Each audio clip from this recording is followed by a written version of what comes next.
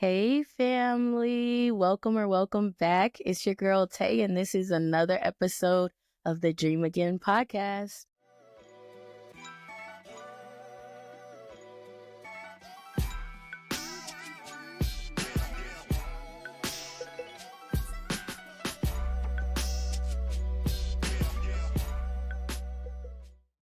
Before we get back into the episode, I want to take this time to thank our sponsor, Kairos Media.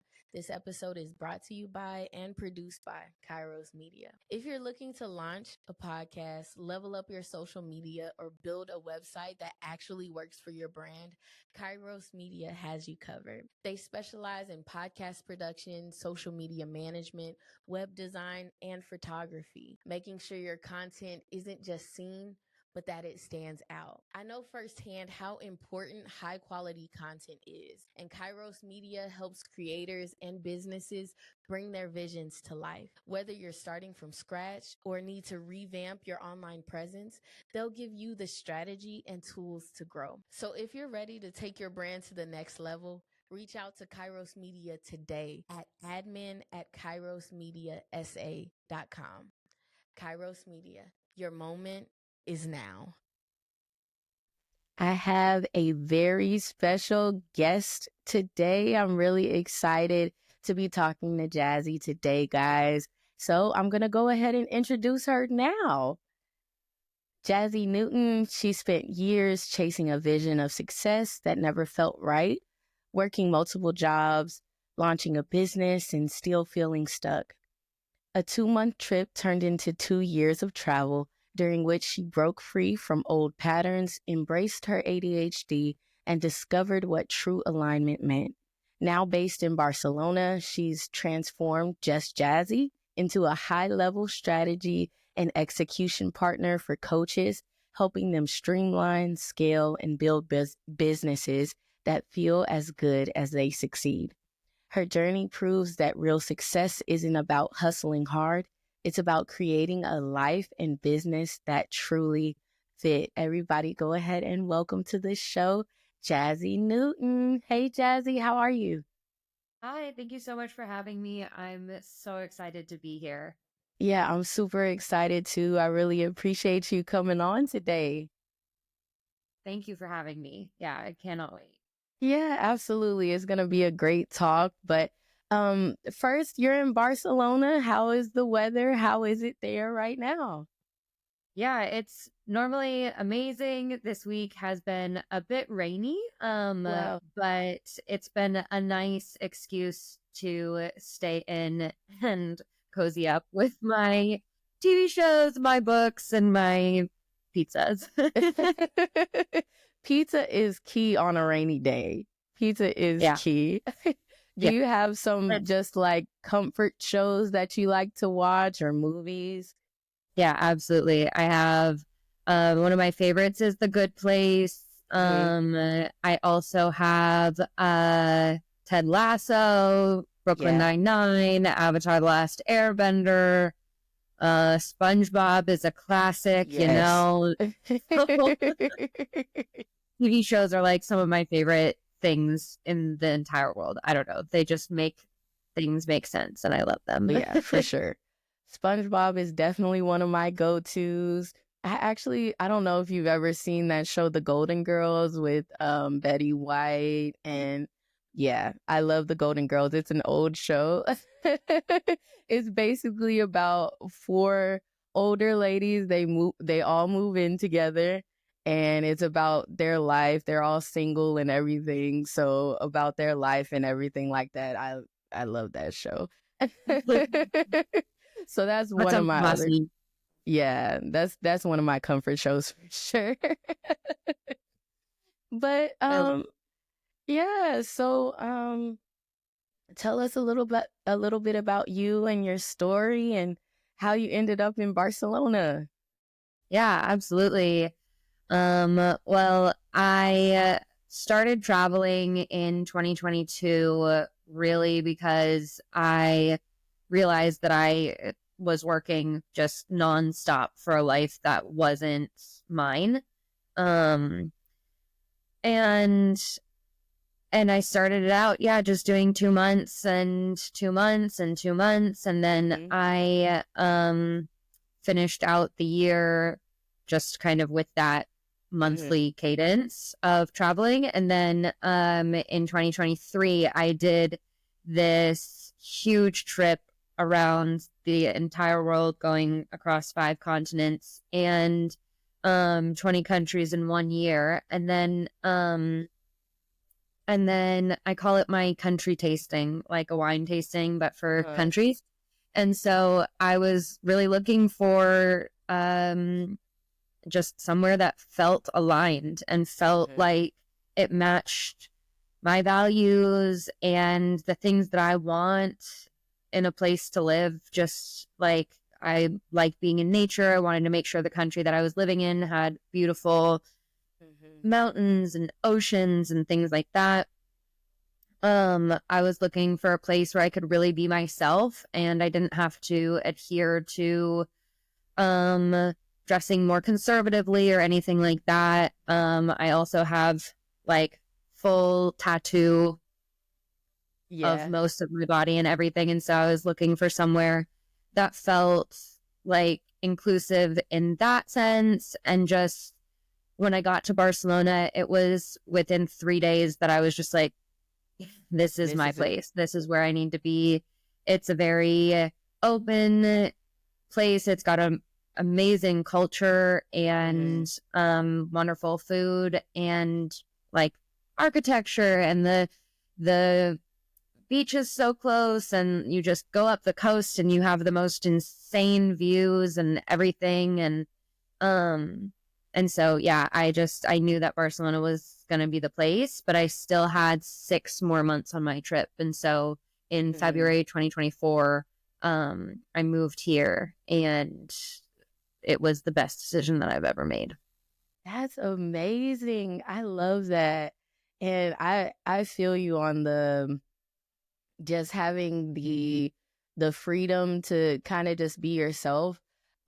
Before we started the podcast studio, I was in corporate. I was in HR at that. So I don't have any tattoos yet, but a lot of the reason why was because I was in HR and I'm trying to, climb up and get promotions and all of that and get hired and things like that. So it's like, okay, I can get tattoos, but make sure that when I'm wearing my work clothes, you can't see them and stuff like that. But now it's like, oh, I have 1,000 tattoo ideas and I'm going to get them all. But my issue is figuring out which one I want to do first. That's what's taking me so long. But I get that, especially because, I don't know, for me at least, it was like I got one and then I got another and another and another. And while I was traveling, I would get them, and it became a running joke with my friends of like, if I hadn't seen them in a few months, they'd be like, okay, show me all the new tattoos that you got and everything like that. My parents too, and like everything. I really love the way that they allow you to express yourself in so many different ways. And so, I've been on a tattoo journey. This will be my, I think, 9th year of getting tattoos. And they're so much fun. I have a lot of travel ones. I think I have somewhere between 13 to 15 countries that I've been to that I've gotten tattoos from. Like the lion on my hand is from Vietnam, and I have most of my leg sleeve is from different countries and stuff like that. So, well, that's awesome. That's a good idea. My brother and sister, they went to Hawaii a few months ago, and they got tattoos in Hawaii and stuff. So I think I might start doing that when we travel and go places. Like, instead of bringing back a souvenir that's just gonna junk up the house, I can have like a tattoo or something like that. That'll be a reminder of the places that I've been. Absolutely. It's a much easier way to bring the souvenirs home instead of like 50 snow globes. Have just some tattoos, and then you don't have to pack it. It's really easy. Yeah, you definitely save on the baggage with that. Awesome. So, Jazzie, when did you kind of first realize that, you know what, I need to get out, and the way that I'm going to do it is I'm going to travel the world? What was the turning point for you there? Yeah, it wasn't actually an I'm going to get out and travel the world kind of moment. It was very small steps. Like getting here was through 1,000 different steps. That, you know, just that one step at a time. My mentality, I just planned 2 months, and I was going to come back to California, and I was in a relationship at the time, and it was really toxic. And so I was trying to figure out a way to get out of that. And then also I wanted to travel. Like I talked about it daily. I wanted to travel and go do other things. And so it felt a lot like I was losing time while I was in California. Like every day felt like another day passed, like ticking close to the end where I hadn't been able to do the thing that I wanted. And I had so much anxiety around it. But then when I traveled, my anxiety actually went down. Because I was actually living life more in alignment with what I wanted. So it wasn't like, oh, I'm going to leave and travel for 2 years and move abroad or anything. It was like, I'm going to take a 2-month trip and see what happens. And then even after that, it was like, I'm going to keep traveling for 2 more months and see what happens. And then 4 months. And then in 2023, that was the first time that I committed to something like much more long term. It was a year of traveling, and that was a lot. But even then, it was like month to month planning. Oh, I'm going to go here, and next month I'll go there. And like, I had to do it that way to give myself a bit of flexibility while also managing that I needed to, I couldn't be spending all of my money on last minute plane tickets and finding the whatever's available kind of thing. There was like a balance of planning, but also allowing for spontaneity. Like plan spontaneity, if that makes sense. I love that. I think that's my life. I think that's a great way to describe it. Plan spontaneity. And that's okay, right? I think what stops a lot of people from taking that leap or trying something new is that they feel like they have to commit to that, right? But it's okay to try something and say, I'm going to try this for a month or two and see how it goes and go from there. I think society has kind of made us feel like, okay, you go to school, you graduate high school, now you have to figure out what you're going to do for your career. Okay, are you going to go to college? Are you going to learn a trade? Okay, now it's about making money and doing all of this stuff, when it's like, no, you can explore, you can try other things and see what happens to you, right?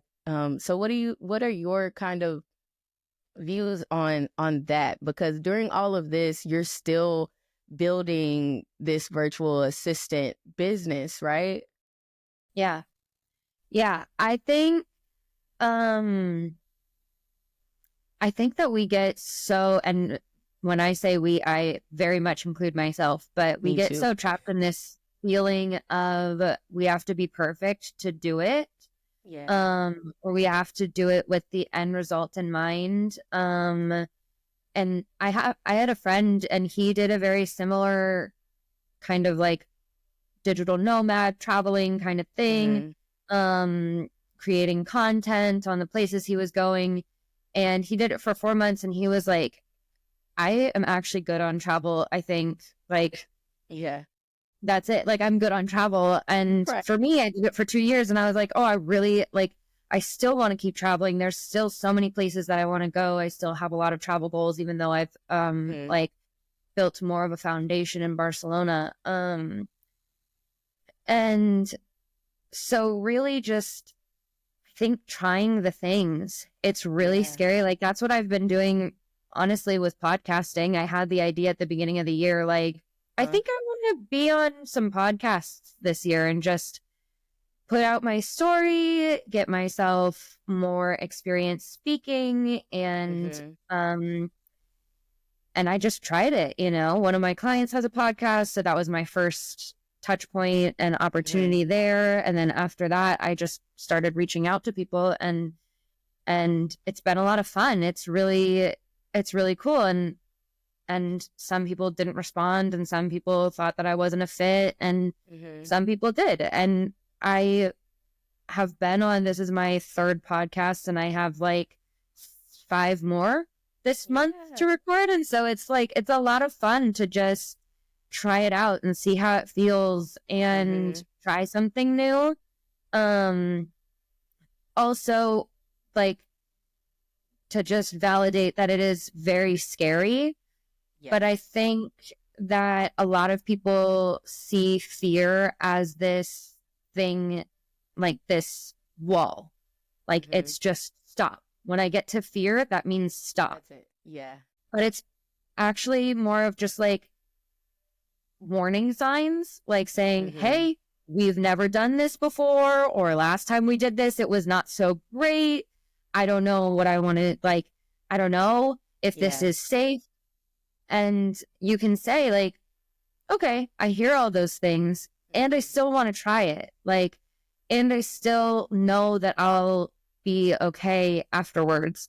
And of course, there's certain things where it's like fear, you know, you don't have to do it if it's too scary. Like, you don't have to do any of the things. You can just push yourself up to the point that is like right outside the comfort zone. Yeah. And then right outside the comfort zone, I think a lot of people see my story and it's like, oh, she did all these things and she must not be scared of these things. I'm literally always scared. I just had a week of full anxiety and just like fears coming up. I wrote down all of my fears and it was 2 pages long. Like, it's not like anybody just becomes immune to them. It's just that you're pushing your comfort zone just like a little bit, step by step, to the point where then you build your capacity a bit more. Yeah. Yeah. That's a really good point, is that fear, it isn't as unmanageable as people make it seem, or that we may make it seem to be. Yeah. Like, it is kind of like a wall. You get there and it's like, oh, it's fear. That means it's not right. But really, it's just different, and different is okay. Yeah. Different is okay. Yeah. How, I guess my question would be, how did the people in your life kind of feel about you doing all of this traveling and doing all of these things, right? Not to point any person out or anything, but I think something that a lot of us deal with when trying to push past those fears is that we let other people project their fear onto us. So did you have to overcome things like that, or people maybe being negative about what you were trying to accomplish? Yeah, there was a lot of that. I have a really supportive family, and my sister actually went to live in Paris when she was 18. So I wasn't the first in the family to kind of branch out and go to a different country, and we've always traveled quite a bit, and so I didn't have too much like resistance from my family. They were really happy for me, and I did, my mom worries like every mom does, and so that would be a bit just like a bit in my head, but more often I found it was like before I started traveling, the relationship that I was in, he was very like, oh, you just want to travel so much. You just want to go so many places. Like, it feels like you want to be, you know, like nonstop. And I was like, yeah, Yeah. yeah, sorry. And I had a few difficulties with people not understanding why I had to do it throughout the traveling of people that I met. But overall, I had a really good response from the people that I met. And I think that was really because I was stepping into myself a lot more and learning who I am and like breaking free from toxic relationships and stuff like that. And so the people that I was meeting while I was traveling were such high quality. It was really like life-chinging, honestly. Like, I met one of my best friends while traveling. The caliber of people that I met was just so high. And most people I could have a good conversation with, I felt comfortable with. And so I didn't really have too many issues there. I think a lot of the people in my life were really rooting for me, and I feel super lucky and grateful to have that. Yeah, for sure. And I think that's awesome to have people who are close to you who were still supporting you and who were still, they might not understand it, but they weren't going to say, oh, you shouldn't do that. They let you take your own journey in the way that you felt that you needed to. And I think that's so important, having support. But even in the face of not having that, still stepping out and not letting other people's fears kind of stop you, or other people's reservations, like, you know, them saying, I would never do that. I don't understand why you're doing that. But it's like, okay, well, I would do that. And so I'm gonna do that. You know what I mean? But through throughout all of this, right? Through pushing past the fear, stepping out and taking it, you know, 2 months at a time and seeing how it goes. I'm sure it was a lot of emotions that you had to navigate, not just fear, not just anxiety, but also excitement, and actually making that decision to, you know what? I'm actually not gonna live in California anymore. I'm going to move. How did you navigate kind of all of those emotions that you were feeling? Yeah, it was a ton of emotions, and I have ADHD, and so emotions are even more heightened than a neurotypical person. And so it was a lot of emotions all the time, up and down, going through really, really hard things. That's one of the things people don't quite realize when you're traveling full time. It's that it's life. It's not vacation. You don't get to say, oh, for 2 weeks, I'm just going to take a break from my life and not have to worry about these things. All the life stuff still comes up. Right.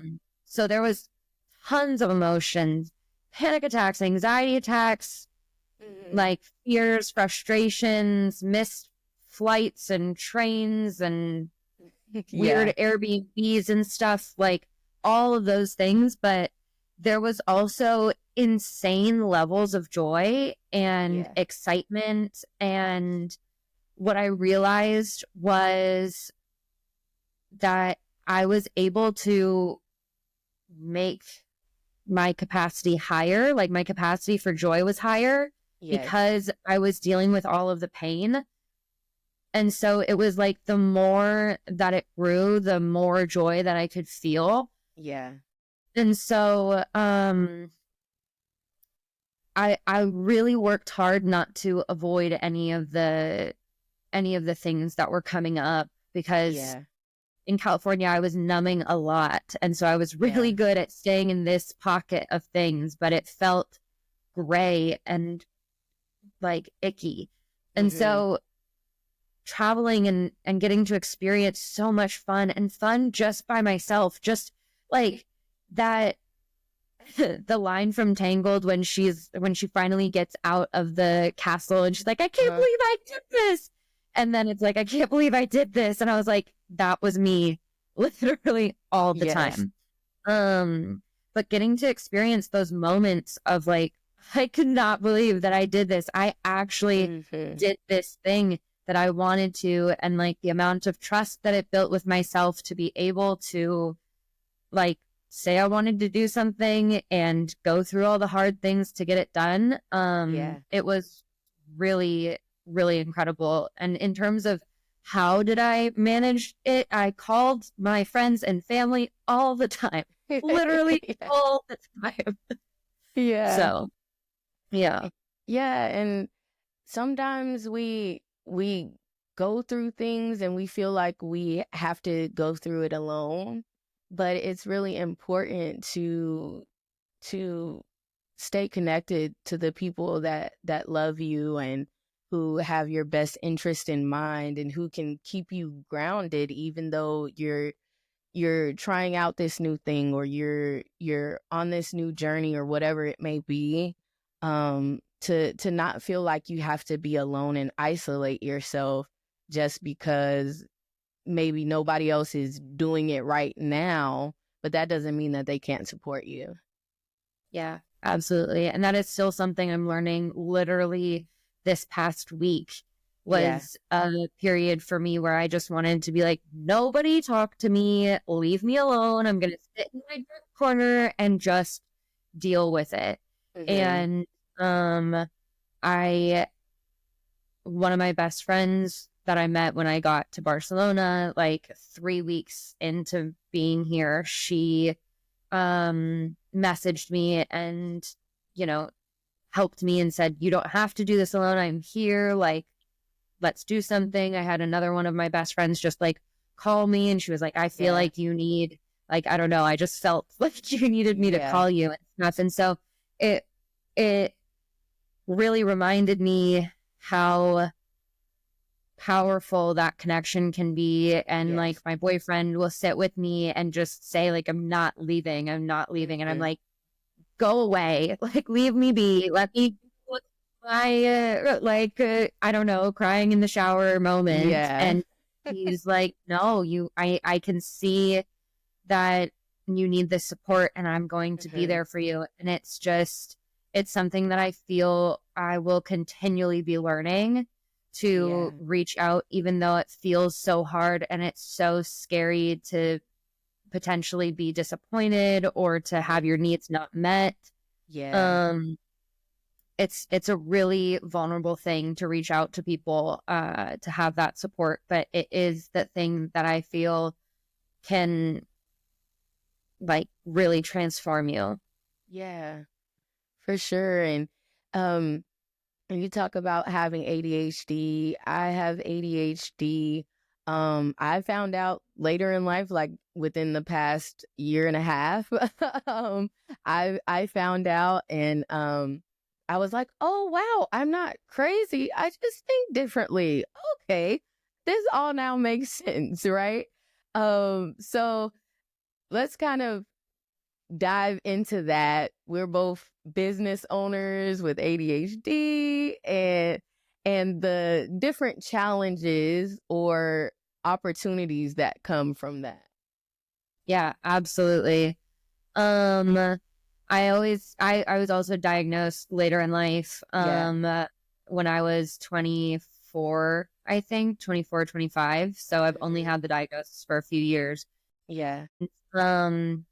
I saw this thing and it made so much sense, but it was, I needed the diagnosis so that I could understand that I was just a normal zebra and not a weird horse. And I was like, yeah, that's exactly how it feels. Like for so long, it felt like there was just something wrong with me. And in my family, my sister has ADHD, my mom has ADHD. And so it was just kind of like everybody realized, first my sister, then me. And then we were both like, hey, Mom, it's genetic. Like, it's definitely not Dad. So I hate to break it to you. It's you.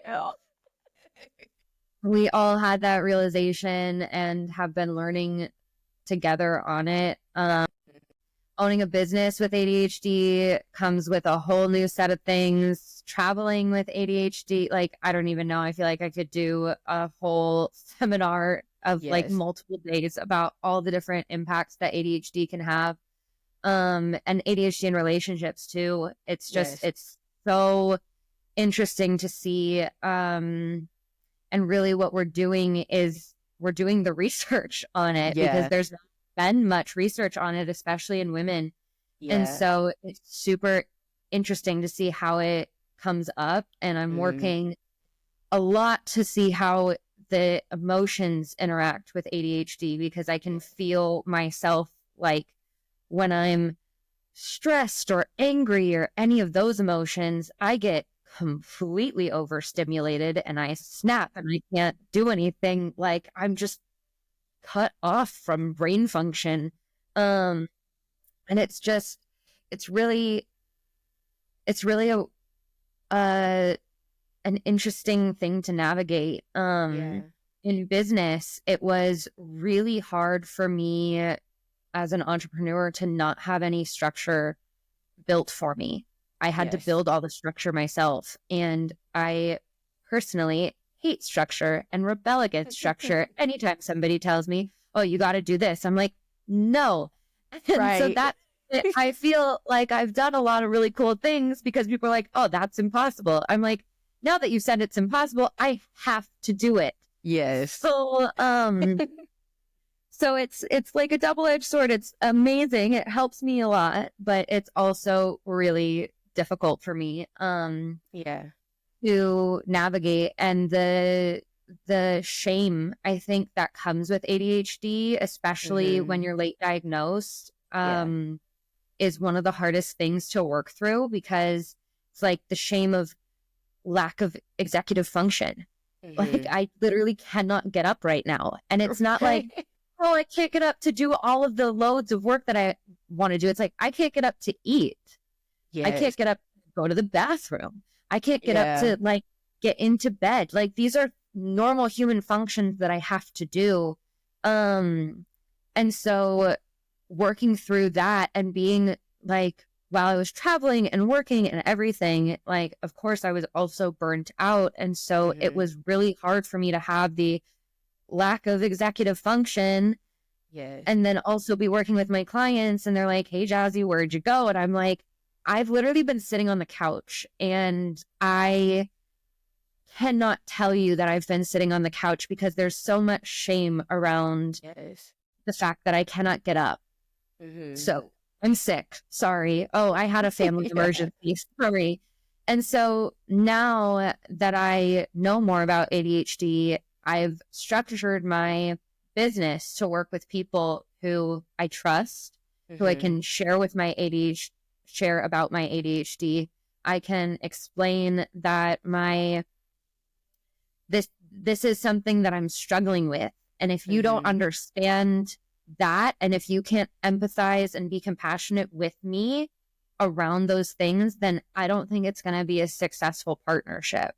I really work with people who care about me as a person and not just as a worker. Like they see me as their partner in their business, and that is the most empowering and just powerful thing that I have created. Is the level of trust that I have with my clients is like, it's my favorite part of what I do. I love my clients too, because they know, if I need to reschedule a meeting, it's because it's not going to be productive right now in this headspace that I'm in. They understand that and all of that, and I feel really safe with them, and I feel that they can be safe with me in that way too. because in what I do, I'm helping them tell their story, and it's like, you have to be able to trust me. I have to be able to trust you with this. We are truly partners in this. And I think that's been one of the things that I've loved most about entrepreneurship, is that you're able to build around what works best for you, right? Some days for me, I need to not do anything, or I literally cannot do anything. And then other days I'm locked in, I'm doing everything, I'm getting stuff done, cranking everything out, so I set up my life in that way now, that, okay, I can't have something to do every single day, but I need to be able to get everything done in this week, and to be able to break it down like that, and for what works for me. And I think getting my diagnosis, for me, it was very freeing, and I was like, wow, everything makes sense. And I got so much clarity from that, because it's like, oh, I just think differently, I function differently. I'm not lazy, I'm not irresponsible, I'm not, I am disorganized, but I'm not just genuinely all over the place, right? So being able to do that has been really freeing for me, to know that, okay, I'm just different, and that's fine. Right? Yeah. And yeah, I've been able to build a great community of people who also have ADHD. I found out that a lot of my friends actually have ADHD too, and we were all kind of finding out together, and it was like, wow, okay, so this is how we're gonna study now, this is how we're gonna work now, and stuff like that, right? Yeah, absolutely. It can be a superpower. Yeah. I think it's so funny because I feel like neurodivergent people really run in packs. I see this meme all the time. And it's like, if all of your friends have ADHD or autism, then you might want to get tested, because you probably do. But yeah, it was like one after another for me as well, where it was like, oh, I've got ADHD. Oh, I'm autistic. Oh, I've got ADHD. And I was like, this just makes so much sense. Like, wow. Yeah. It makes it so, like, everything's coming into focus now. But I really loved what you said about the changing from a daily structure to a weekly structure. That's the thing that I think has made me, the shift that has made me feel the most successful is being able to say, okay, I talked to all my clients on Monday, and the work needs to be complete by our next call on Monday. And so if I want to take Wednesday off, I can, because I can work on, if I want to, I can work on Saturday, because my days aren't structured as work days or like weekends. And so it makes life a lot more flexible and fun. And it is one of the benefits of entrepreneurship for sure. And I just also love to disclose that entrepreneurship comes with its own entire set of hardships as well. And that's the biggest theme that I've found throughout all of my travels and learnings and everything. But like, everything has ups and downs. Every single choice that you're going to make has benefits and hardships, and you just have to choose which hardships match the things that you want more. Like, my life in California was hard. It was like, it was really hard in lots of different ways. And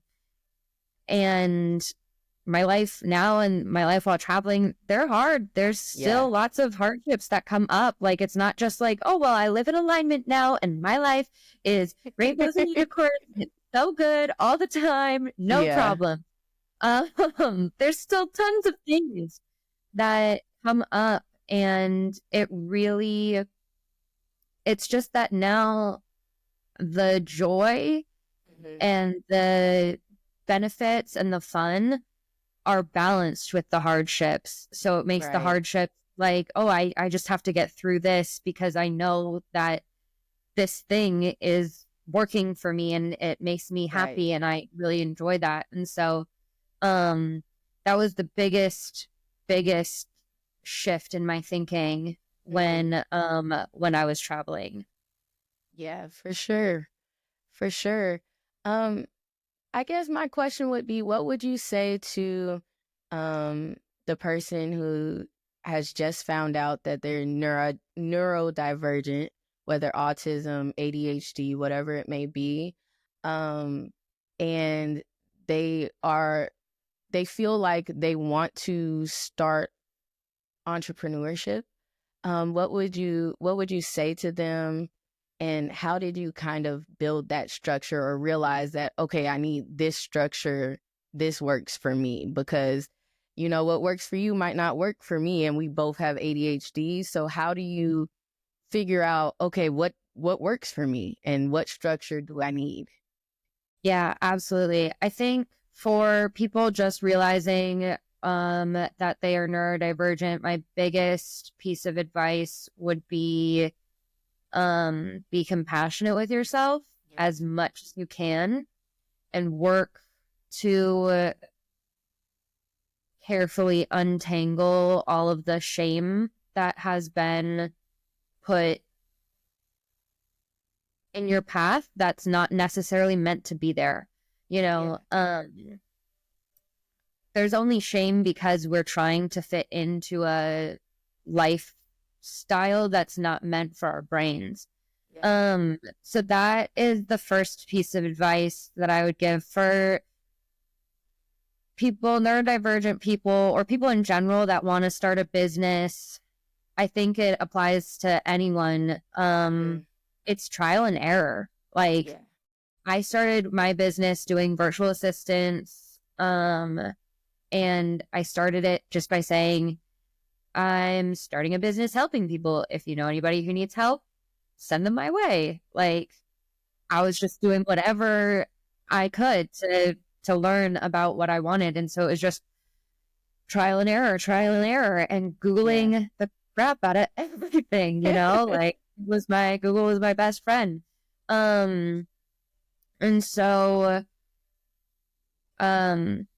really just trying different things, figuring out what works for you. It took me 3 years to realize that I wanted this structure of weekly instead of daily. It took me 3 years to build the clientele of people who I care about and who care about me, and to understand what alignments in my clients mean for me. And so it's not like just a magical wave of a wand saying, oh, just do this and then your business. You really have to figure out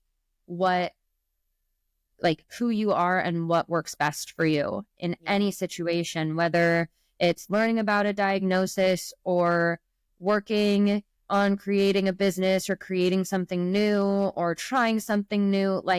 If you start from knowing yourself first and working on the balance of energies within first, then you will find the decisions and the paths that you come across, you're able to make the decisions a lot easier, because you're like, oh, that one feels aligned with what I want, and that one, these are my goals, and that's the direction that I think that I want to go through, or go on. And yeah, I think that was the something that really just shifted for me, was learning about myself, and through traveling, through journaling, through meeting people, through experiences. It was just what felt like me, and what got me into that next right thing. Right. Yeah, for sure. And how do you balance, I guess, your work life and then also the freedom to travel if you still want to, and create, and to be able to express yourself too? Yeah, that is still something that I'm working on. I think the balance, like I said, before comes from within first. And so for me, one of the things that was really pivotal was recognizing my masculine and feminine energies. Not, those have nothing to do with gender, but just like the foundational energies of masculine and feminine. The push and the pull, the yin and the yang, the give and receive, all of these different things. How do you balance those within yourself first, and not to a point of like, oh, it's 50% this and 50% that or anything. It's like this dance that you do of the energies within yourself, and then seeing that reflected again. Still something I'm working on. February was an insane month of work and people and everything, and now March is a much more like, okay, I'm just gonna relax and I'm not gonna go do as much stuff. And so it's, the main thing I would say is continue to check in and know your signals as best you can. So when things are getting a bit overwhelming or a bit like you can feel the tension in your body, checking in and saying, what do I need right now? Do I need to sleep for another 15 hours? Probably. And that is like, that's I really feel where the balance comes from. And I think from a neurodivergent perspective, it's really, really hard because it's so like the scale is so like one or the other. It's like I'm either doing everything or I'm doing nothing at all. Like, well, couldn't we figure out a place where we just do some stuff? And it's like, nope, all or nothing. So that's my goal this year, is really figuring out how can I balance these things in a way where it's not like 1 month on, 1 month off, like, but like more, like a few days on and a few days off. And like, how do I make it so that I don't have to work, just all the work in one day, and I work 16 hours nonstop, and then the next day I have nothing left to give and I'm just in bed. So figuring out, okay, like if I schedule too many calls one week, then it's like, all right, this is going to be my cap of calls for like going forward. Once I hit this number, then I cannot have any more calls. And just like being boundaried with yourself of the things that make you feel the best and make you, like, when you're in that state, you're able to be your most creative while also being productive, while also managing these things. You're just kind of in the state where things are happening.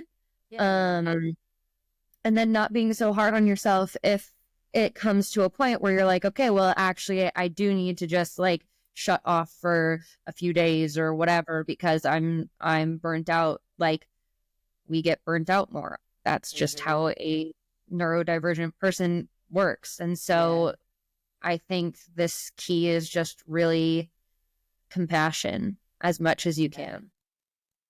Yeah, you have to be compassionate with yourself. I think a lot of times we can be our own worst critic. We can be our own, worst negative energy. It could be coming from within, right?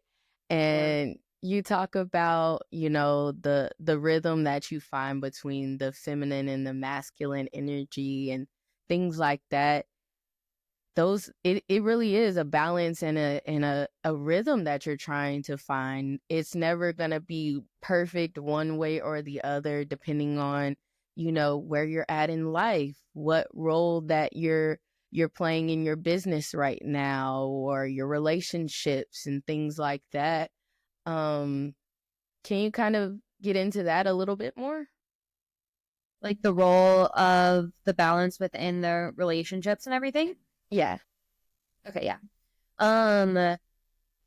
It's something that, yeah, it's really, really interesting for me because I've spent the last 2 years basically being alone. And now I have more relationships where, when I got to Barcelona, a lot of things opened up for me in this feeling of, okay, I'm in the right place. Like I got this apartment and everybody said it would be impossible to get a long-term lease. I got a long-term lease. People said it would be impossible to get a bank account. I got a bank account. And all these things just fell into place. I met my best friend after 3 weeks of being here. And then after 6 months, I found the love of my life. And so it's just like things fell into place and all these things that I really wanted came into my life. And it also brought with it a lot of refiguring out the balance of these things. And especially in my relationship, my romantic relationship, it's very interesting to see how does this new balance look, and how do I explain and share my language with him. Not only do we have actual different languages, he speaks Spanish and Catalan and I'm English, speak English, and but also he hasn't interacted with people with ADHD, and especially not in this level. And so learning that language and just culturally very different and all of that. So the balance has been very fluid, and I have had to realize a lot of different things, especially we get sold a lot that the divine feminine is like, be in your feminine, which is, yes, we neglected the feminine energy for a really long time. I love that the feminine energy is on the rise and people are embracing it. And also the energies have to remain balanced. So if you bring one energy up and neglect the other, then what rises is the wounded. So right now, that's what we're seeing a lot going on in the world, is just a ton of wounded masculine energy.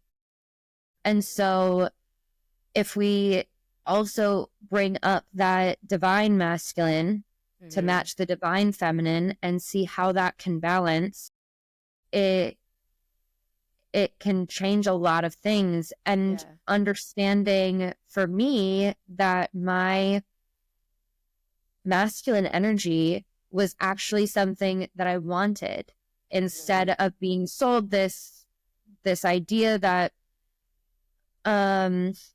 feminine, be in your feminine, and I tried so hard to fit into that mold of being in the feminine so I could attract the masculine that I wanted and all of that stuff, and it didn't work for me.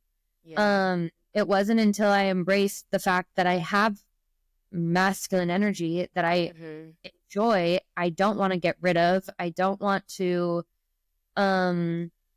suppress that energy, because it gives me a lot of things. It is the dominant energy in my business. I'm able to hold a safe container for my clients because I have that masculine energy. And so working with that with my partner, of like, how am I able to be in my feminine and him able to be in his feminine, and also me be able to be in my masculine and him be able to be in his masculine. So it feels much more like a partnership, like we're on the same team, instead of, okay, you have to take care of all this stuff, you have to be the provider, and all of these things that we've associated with masculine energy that aren't the true essence of the energy, and put all this pressure on, partner one, and then partner two is like, okay, I get to just sit and relax because I'm in my feminine. That's not what it is. That's not what it is. And so learning about that balance, and learning about it first within myself, and then putting it into like such a crazy practice with somebody who I love so much. It's been really, really interesting. And again, trial and error and doing our best to figure it out together and remember that we're on the same team. Yeah, for sure. And I think a lot of times we can get almost addicted to the grind, right? You talk about how you were before, you started your journey of traveling and stuff, that you were in survival mode, right? Just going and trying to make it to the next day, right? What are your thoughts around that? Because society can make us think sometimes that you're not successful if you're not dog tired, working every single day as hard as you possibly can, putting in all of the time, whether you're an entrepreneur or working in corporate or whatever it may be. And it's just constantly, you gotta go beyond go. What are your thoughts around that? The grind is a lie. It's a lie that we're all sold, that I bought into. I mean, I worked 60 to 70 hours a week when I was in California. And then when I started my business, I was working, 16 hours a day, just traded one grind for another.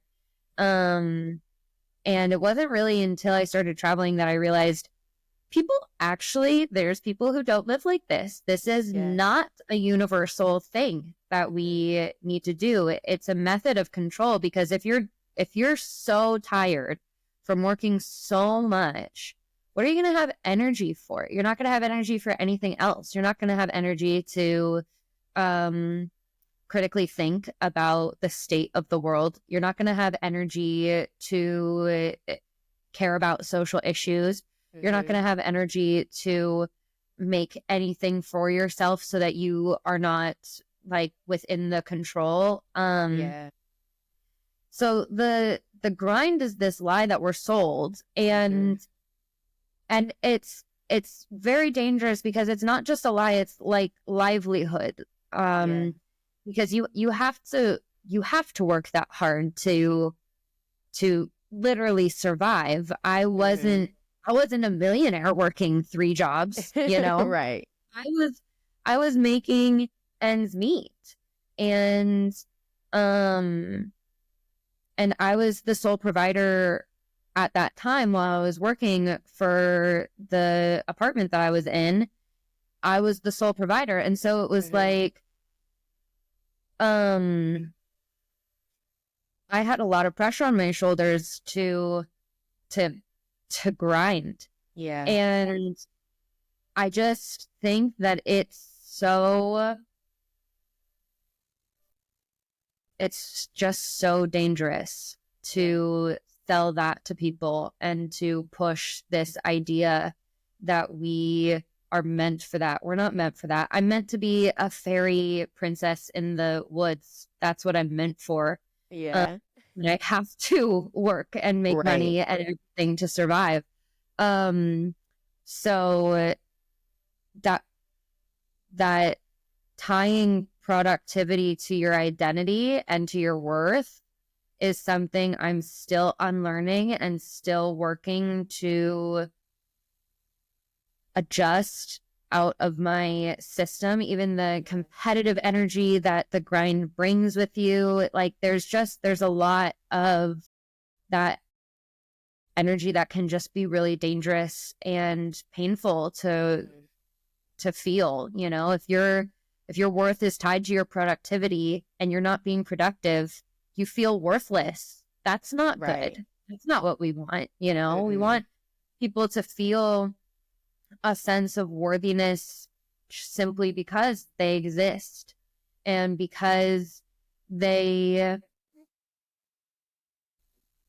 can have these things, just because some random white guy said you can't doesn't mean that you actually can't. It just means that that person doesn't think that I can.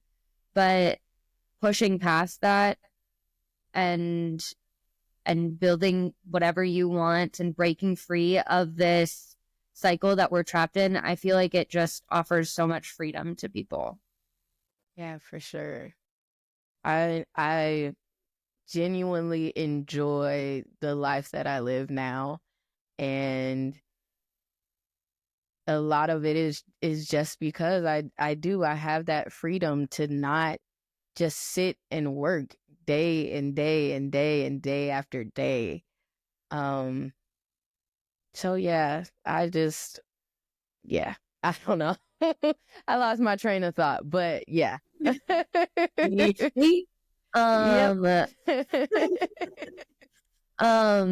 Yeah, I think it's just nope, now I lost mine too. All right, maybe we just pivot. Yeah, maybe we just pivot. So, where can everybody find you and get connected with you, and tell us a little bit about your business and if you're taking new clients or not, all of the things. Yes, what you just said reminded me of the last point that I wanted to make previously. When you release the grind and actually work in the way that you want to work in, work actually becomes more fun. Like, I genuinely like what I do because I don't have to do it 24 hours a day, 7 days a week, you know? Right. So I work with my clients on lots of different things. I help coaches and entrepreneurs to build their businesses. I typically focus or start with the websites and building that so that it reflects who they are. And then we go into offers and, like the strategy of your business as well. So it's really a combination of alignment and strategy while also managing the execution. So I'm not just saying like, oh, here's all the cool things that you could do, but I'm also like, here's all the things that we could do. What do you like? What works from a strategic standpoint? And then I help you execute that. So you can find me at my newly refurbished website that I just recreated. And it's beautiful.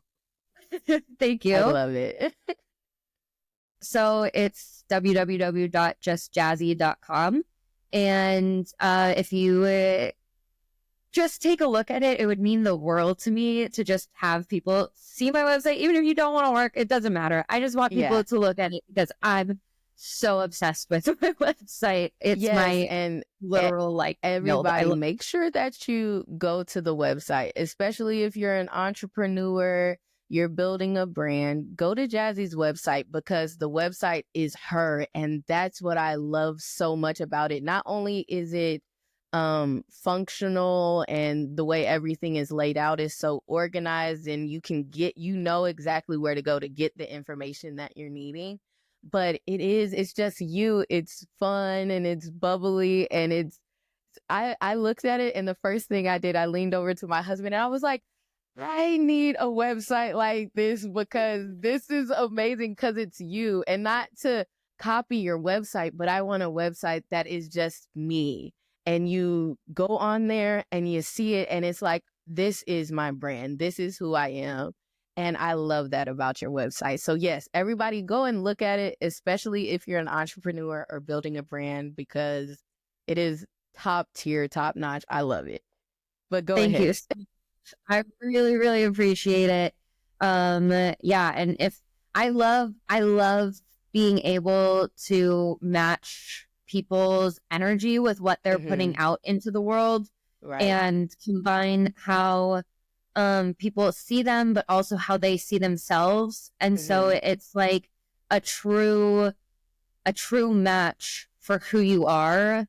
Yeah. Coming out into the world. And I love that because people really see the difference. They can feel you through the page. And I tell people like a great website is amazing, but a bad website is really detrimental to your business because it loses credibility. You know, people don't take you seriously if you have a website that was built in 2001 or whatever, you know, like, they're just like, okay, cool. there's so many people doing so many different things. What makes you shine needs to be reflected in the website and in what you put out, so that people can really emotionally connect with you. And that's what I love helping my clients do. So yeah, thank you for the kind words about my website. And you can also, I mean, like, I'm on LinkedIn and Instagram and Facebook. I mean, like, you can find me there too. Go to the website first. All of her social information is on there too. So exactly. JustJazzie.com. Go over there, get all of the information. I'll make sure that we link it in the description to your website and all of that stuff. Awesome. Thank you so much. Well, thank you for having me. This was amazing. I love having this conversation, and I love your energy. So it's wonderful. Yeah, I love your energy too. When we first talked about you coming on, I was like, oh my goodness, I cannot wait for this conversation, because she understands. Yeah. she gets it. She understands. So it's been amazing. I hope everybody got something out of this. Make sure that you reach out to Jazzie. Make sure that you tell her that you saw her here and all of those things. Connect with her. Make sure you connect with the podcast. If you have not subscribed to Dream Again yet, make sure that you go ahead and click that subscribe button. Hit the notification bell so you don't miss out on any new postings or episodes. But Jazzie, again, thank you. And everybody, thank you for watching. And we'll see you soon. Bye. Hey, family. Thanks for watching. If you enjoyed this video, go ahead and watch the next one. And leave a comment. I want to hear from you what your thoughts were on this episode. Make sure that you share it with somebody that you love. Don't forget to shine your light, because the world needs it.